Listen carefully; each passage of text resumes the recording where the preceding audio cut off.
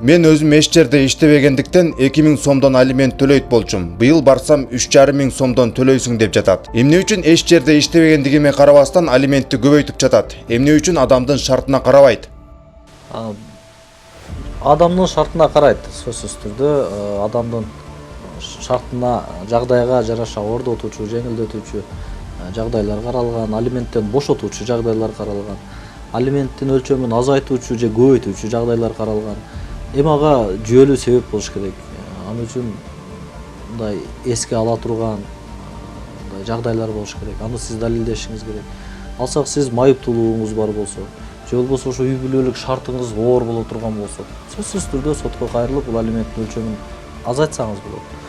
Ал эми сиз 2000 сомдон төлөп жүрүп, мындай 3000 сом болду деп жатасыз, 3500 сом болду деп жатасыз. Бул эми эч жерде иштебегендигиңизге карата, бул ошол кайсыл жерде жашаган болсоңуз, ошол райондун же шаарда жашасаңыз, шаардын орточо эмгек акысы менен алуу менен эсептелет.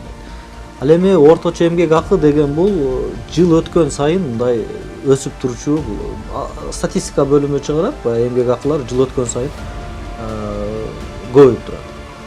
Ошондуктан бул жыл сайын алименттин көбөйүп турганы ошол себептен болот. Ал эми сиз иштесеңиз, бир ишканада, бир мекемеде иштеген болсоңуз, анда мындай өсүү бул сиздин эмгек акыңызга жараша болот. Эгерде сиздин эмгек акыңыз көбөйө турган болсо, сиздин алимент өлчөмү көбөйөт. Ал эми сиздин эмгек акыңыз төмөндөй турган болсо, ошол эле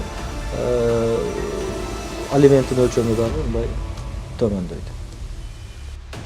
Кыргыз Республикасынын сот аткаруучулардын статусу жөнүндө жана аткаруу өндүрүшү тууралуу мыйзамы 93-берени алименттерди жана алименттик милдеттемелер боюнча карыздарды өндүрүп алуунун тартиби, алименттер боюнча карыздардын суммасынын эсеби, сот актысында белгиленген алименттердин өлчөмү же алименттерди төлөө жөнүндө макулдашууга негизденүү менен аткаруу документин аткарууга жер боюнча сот аткаруучу тарабынан түзүлөт.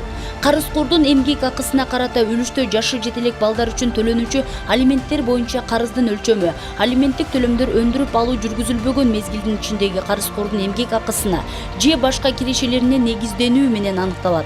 Эгерде карызкор бул мезгил ичинде иштебесе, же болбосо бул мезгилдеги анын кирешелери жөнүндө документтер берилбесе, анда алименттер боюнча карызды өндүрүп алуу учуруна карата ошол жердеги орточо эмгек акынын өлчөмүнүн негизинде аныкталат.